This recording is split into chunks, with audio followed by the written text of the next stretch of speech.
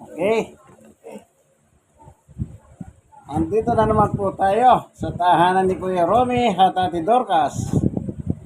Ang layunin upang ang salita ng Diyos ay muling madala sa kanila. Ayan, dahan-dahan lang para makita natin sila. Baka kala nyo atay kasama. Ayan o. Ayan, si Kuya Romy at Ate Dorcas. Ayan. Birthday bukas ni Ate Dorcas, si 81 na siya. Kaya sabi ko nga po sa kanila, subok na matibay, subok na matatag. 81, pagkatapos si Kuya Romy, 83. 83 Kuya Romy. O yan, isipin niyo po, yung makarating ka ng edad na 80, ay malaking bagay yan. Malusog pa sila. Sa edad na 80 yun, no? 83 si Kuya Romy, si Ate Dorcas is 81. Kaya, andyan lang ang nangyari nung araw. Sabi ko nga sa kanya, nung 80 si Ate Dorcas, magpunta ng barangay para doon sa binibigay na 80 years old.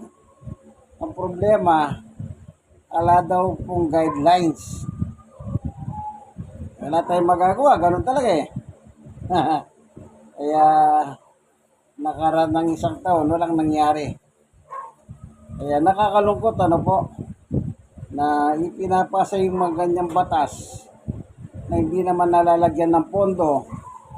Kaya marami pong nagse-celebrate ng mula 70, 75, 80, 85. Wala pa rin nangyayari.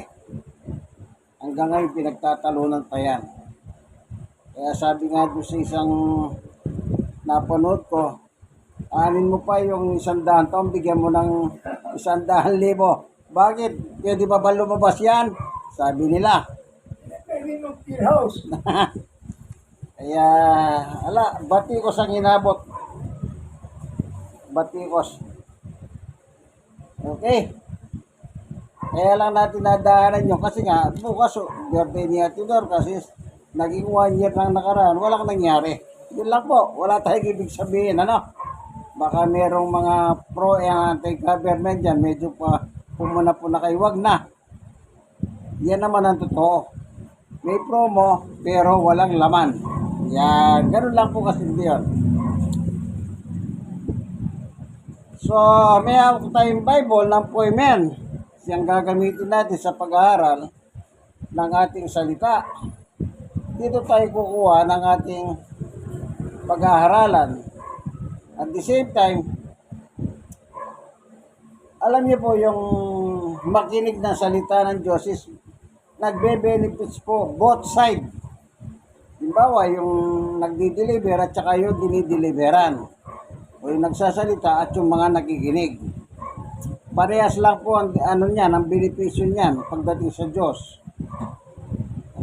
Kaya sana kumantabay kayo, magtiyaga lang. Pero bago sa lahat, ingin natin ang tulong at patnubay ng Diyos upang sa ganun, siya po ang magturo sa atin. Kasi salita nito hindi salita ng tao. Panginoon Diyos, aming Ama, na makapangyarihan sa lahat, minsan pa, samahan mo kami ng aming pag-aaral ng Ebanghelyo. Sa kapagkat bilang mga tao, kailangan namin yan sapagkat kami pong mga tao may laman at espiritu kami na dapat lang na makinabang kami. Salamat po sa ngalan ng inyong anak na si Jesus. Amen. Ito pong sabi ng Diyos. Ayon sa lumang tipan sa Ezekiel 18, sinabi ni Yahweh, 2, ano ba ang ibig sabihin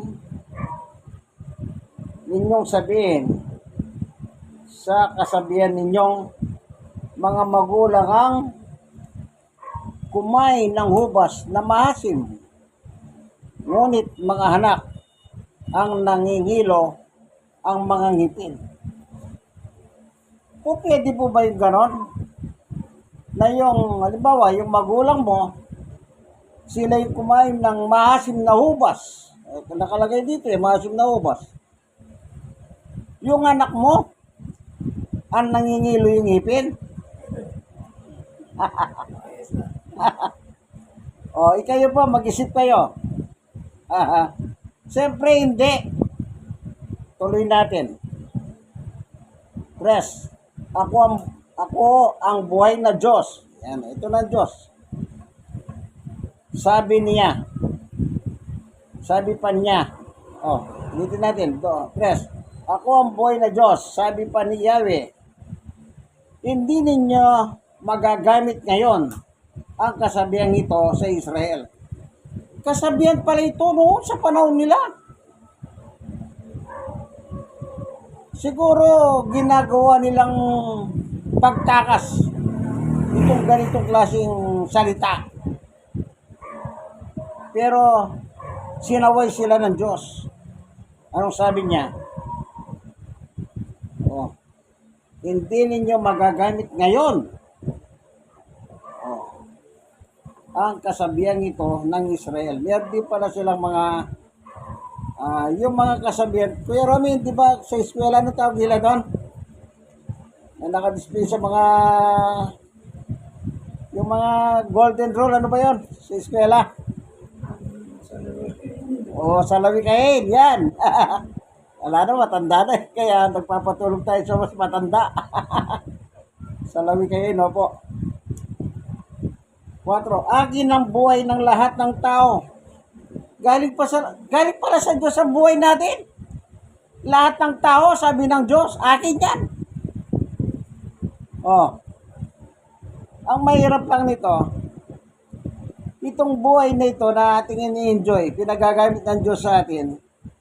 Kung minsan, alam niyo po, ito yung problema Imbis na gamitin natin sa Diyos ang buhay na ito, na pinagagamit ng Diyos, ang nangyayari, ang buhay natin ito, pinagagamit natin sa iba. Sa Diablo. Tandaan niyo po yan. Okay? Akin ang buhay ng lahat ng tao, maging sa ama o sa anak. At ang kaluluwang magkasala ay mamamatay. So, to be specific, kung sino yung nagkasala, siya lang ang mamamatay. Yun ang ibig sabihin ng Diyos. Kapag ba yung tatay na nguya, kumain ng mahasim na hubas, yung anak ang nakakarandam, nangingilo yung ngipin, hindi po. Meron pa kasi nangyayari, even sa mga ibang kasaysayan, kapag yung anak, nakagawa ng kasalanan,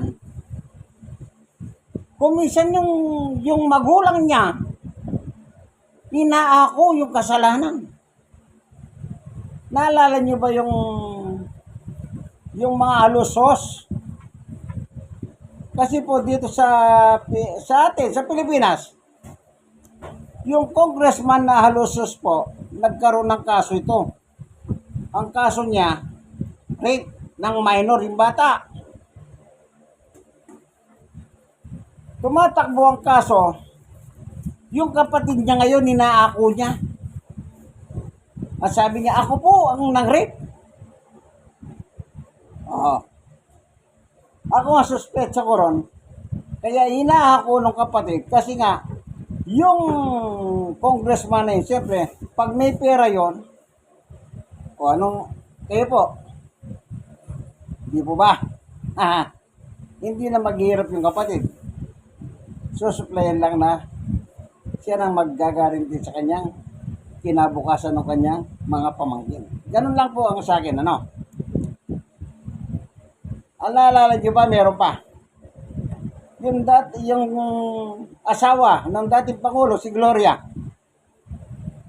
nang bumili po ng helicopter yun sa panahon ni Gloria, then, nung maging presidente si Pinoy, nakalkal yan. Nang nakalagay po doon sa papel, brand new helicopter. Hindi ko lang alam kung ilan ang binili. Pero lumabas pala, yung helicopter, segunda mano. At si Mike Arroyo po ang bumili ng helicopter. At nung makalkal na po yan, maimbestiga, yung kapatid ni Mike Arroyo, ngayon patay na po yun eh. Hindi ko lang maalaman kung anong pangalan naalala yung pangalan niya. Pero may naalala po yung kapatid ni Mike Arroyo, yung namatay. Inaako niya na siya ang bumili, nag-purchase ng mga helicopter. Kaya ito nga din tinatapik, ang sabi nga ng Diyos, ibig ba sabihin nyo kung magulang ang umuya ng maasim na hubas, ang makakaramdam yung anak? Ano po, ano? Kasi, ang nakalagay dito sa verse 4, akin ang buhay ng lahat ng tao, maging sa ama o sa anak, at ang kaluluwang magkasala ay mamamatay. Siyempre, yung naikwento ko po sa inyo, yung Congressman Alosos at saka si Mike Gentleman. Best gentleman kung tawagin yun eh. Kasi sa babae, ang presidente babae, tawag sa first lady. Kung mga babae, presidente si Gloria, first gentleman ang tawag kay Mike Arroyo. Yan. Sinasalo po. Sinasalo. Yan. Pero specific po kung sino nagkasala, siyang mamamatay ang sabi ng Diyos. Okay. Tuloy natin. Merong maganda itong kwentong ito, na ito naman sa verse 10. Sakali magkaanak siya ng magnanakaw, mamamatay tao, at hindi sumusunod sa alinmang mga tuntuning ito. 11. Bagpos nakisalo sa mga handaan sa mga sagradong burol, sumiping sa asawa ng iba. 12. Nangapi ng mahirap, nagnanakaw, hindi marunong magbayad ng hutang, sumasamba sa Diyos-Diyosan, gumagawa ng mga kasuklam-suklam na gawain. 13. Nagpapatubo. Palagay ba ninyo, mabubuhay ang anak na ito? Hindi. Tiyak na mamamatay siya dahil sa mga kasuklam-suklam niyang gawain. Kung magkagayon, walang ibang dapat sisihin kundi siya. So dito naging maliwanag na po, Yan palang estilo nila sa lawikay nila kung tawagin niya. Na yung pag magulang ang nguya ng maasim na hubas, ang nangingilo ang ngipin yung anak. So ibig sabihin yung kasalanan ng tatay hindi pwedeng saluhin ng anak, and vice versa. Kasi sabi ng Diyos, lahat ng buhay akin yan. Magulang akin, anak akin. Bawat kasalanan pala na ginawa natin, tayo mismo ang mananagot pagdating ng pagbabayad ng utang sa Diyos.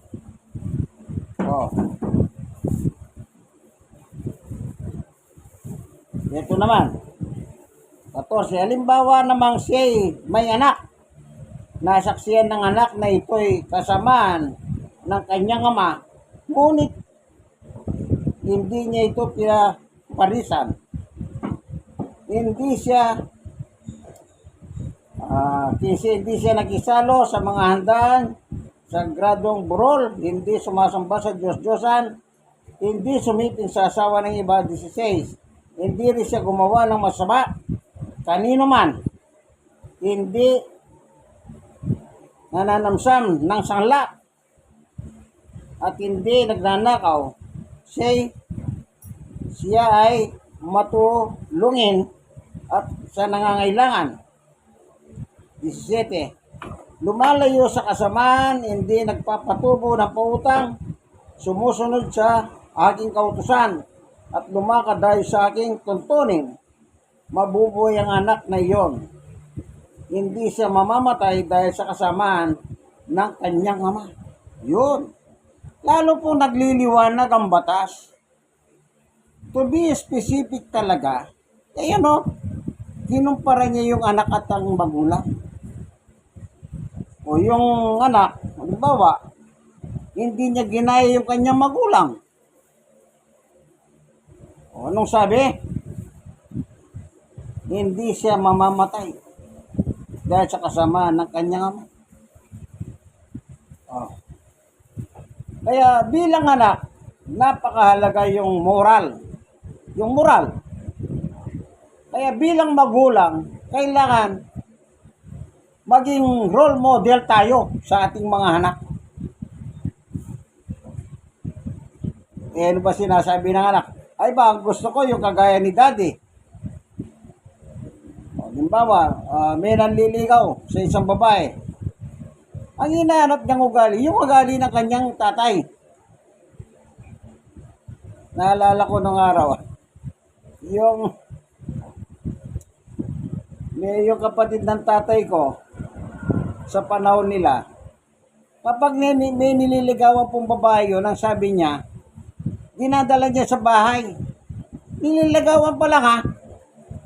Tapos pakikilala niya sa kanyang nanay. Sa lola namin. Sabi niya, oh, Nay, eto po si ganito, nililigawan ko. Pag sinabi ng nanay niya, anak, hindi ko gusto yan. Wala na.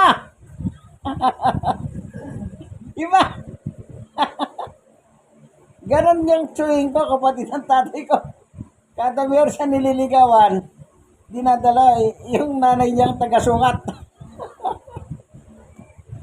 O kaya yung napakasawa niya, teacher, siguro, baka probado sa lola namin.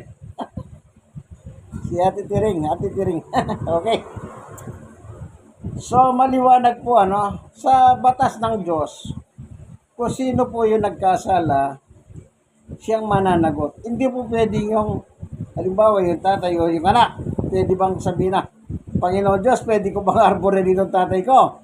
Or kaya na masabi ng tatay, Panginoon Diyos, pwede bang arborin ko yung anak ko? Hindi. Pagdating ng araw, lahat po tayo, ang sabi sa Biblia, ay, tignan natin dito. Meron siyang, ito, 5 Gs.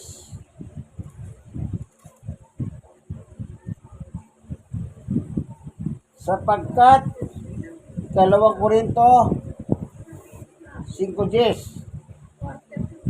Sapagkat lahat tayo haharap sa hukuman ni Kristo at tatanggap, nararapat tayo sa ating mga gawang mabuti o masama nang tayo nabubuhay pa sa katawang ito. Habang nabubuhay tayo sa katawang ito, sabi ni Pablo, harap tayo sa hukuman ni Jesus upang tumanggap ng kaukulang ganti, gawang mabuti man yan o gawang masama yan. At yung mga ginawa natin yan, iyan po'y nakatala sa aklat ng buhay. Aklat sa langit. Hindi aklat kung saan ha. Tingnan natin. Sa Pahayag chapter 20, verse 11. Pagkatapos nito'y nakita ko ang isang malaking tronong puti at ang nakaupo doon. Naglaho ang lupa't langit sa kanyang harapan at hindi na nakita pang muli. 12. Nakita kong nakatayo sa harap ng trono ang mga namatay, maging dakila at tamak, at binuksan ang mga aklat. Binuksan ng isa pang aklat, ang aklat ng buhay. Hinatulan ang mga patay ay sa kanyang ginawa, batay sa nakasulat sa aklat na ito. Batay sa nakasulat. So, bawat gawa pala natin dito sa ibabaw ng mundo, kaibigan, itinatala sa langit. yun ang magiging basihan ng Diyos para bawat tao nga harap sa Kanya pagdating ng paghatol. Hindi tayo pwedeng, kasi pagka walang, dito sa lupa po, pagka walang listahan, walang lista yan. Hindi ko babayaran yan. Di po ba? Naalala ko, nung araw, may karinderya po kaming kinakainan. Isipin mo, ikaw na yung kumain, ikaw pa yung maglilista. Yung iba, hindi nila nililista yung kanilang kinain. Pagdating na sweldo, yung may-ari, nakabang sa pintuan. Maninigil. Sabi ng iba namin kasama, hindi ko naman kinain yan.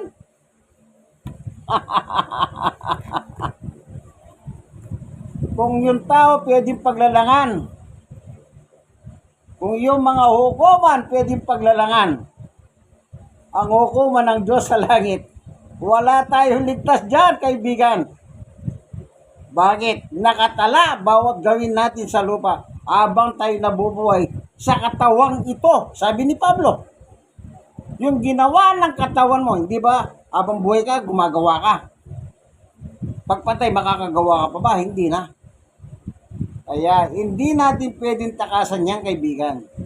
Baka kala nyo, matatakasan nyo yan. Hindi po. Lahat ng ginawa natin, masama't mabuti, sabi ni Pablo, tatanggap tayong kaukulang ganti mula sa Diyos. Kaya, hanggat may buhay, kaibigan, may pag-asa. Ano yung pag-asa? Jesus, our living hope. Walang iba kundi ang ating Panginoong Yesus. Kaya hanggat nabubuhay tayo, kaibigan, hindi pa sinusuko ang buhay mo kay Jesus, suko mo na. Suko mo na. Bakit? Pagdating ng araw, at harap po tayo. Kaya nagsasabi, mas mabuti pang mamatay para matapos ng problema. Hindi maganda yan. Kasi ang totoong problema, after na mamatay ka, yun ang totoong problema. Bakit? Pareho pong eternal yan. Ang impyerno, eternal, at ang langit, eternal. Yung buhay dito sa lupa, kaibigan, pansamantala lamang po yan. Wawasakin ng Diyos ang mundong ito. Susunogin niya. Ano bang itatangka mo rito na hindi mawawala? Lahat yan. Masusunog ang buong universo. Walang matitira. Kaya sabi doon sa Revelation, ang langit at lupa naglaho na.